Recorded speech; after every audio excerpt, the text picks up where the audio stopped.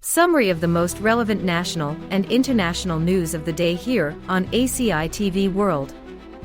With its presenter Angelica Cifuentes. Mexican president sues Google for changing name to Gulf of America.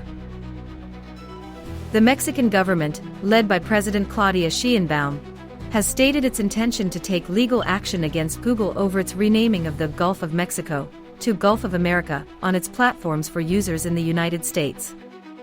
The Mexican government argues that Trump's order only applies to the U.S. continental shelf and not the entire international body of water. Furthermore, Mexico controls 49% of the Gulf, while the U.S. owns 46% and Cuba 5%. Food prices in Canada fall for the first time in 8 years. Recent reports indicate that food prices in Canada have experienced a decline for the first time in 8 years.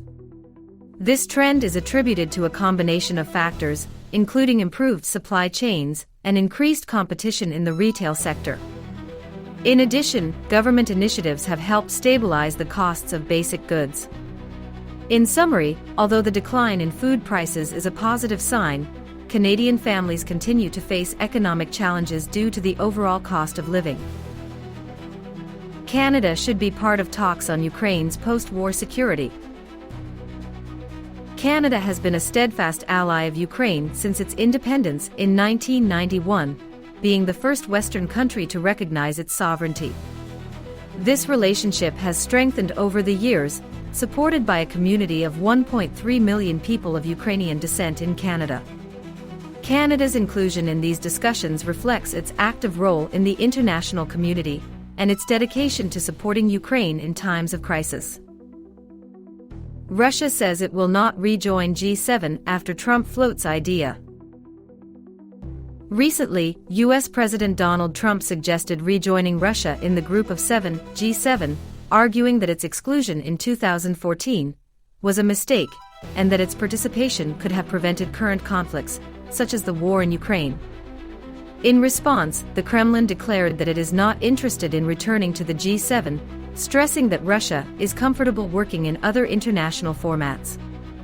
Canadian Foreign Minister Melanie Joly stated that her country, which currently chairs the G7, rejects the idea of readmitting Russia to the group.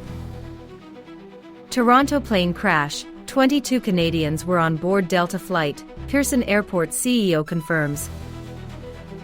On February 17, 2025, a Delta Airlines aircraft flying from Minneapolis crashed while landing at Toronto Pearson International Airport. Flight DL-4819, operated by Endeavour Air, was carrying 80 people, including 76 passengers and 4 crew members. During landing, the aircraft lost one of its wings, caught fire, and ended up on its roof on the runway. Despite the severity of the incident, all occupants survived. 21 people were injured, of whom 19 have already been discharged, while the remaining 2 remain hospitalized without life-threatening injuries.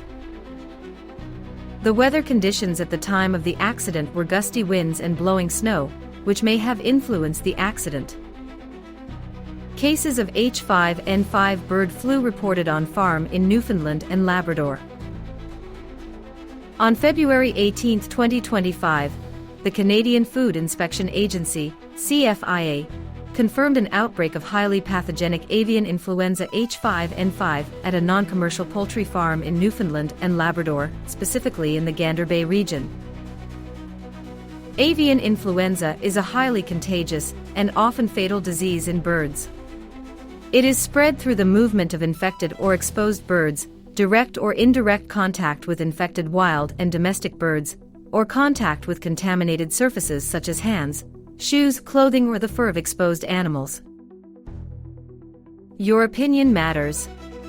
Subscribe and follow us on our Facebook, YouTube, and TikTok platforms, as well as ACI TV World, to always be informed with the most important news and in-depth analysis.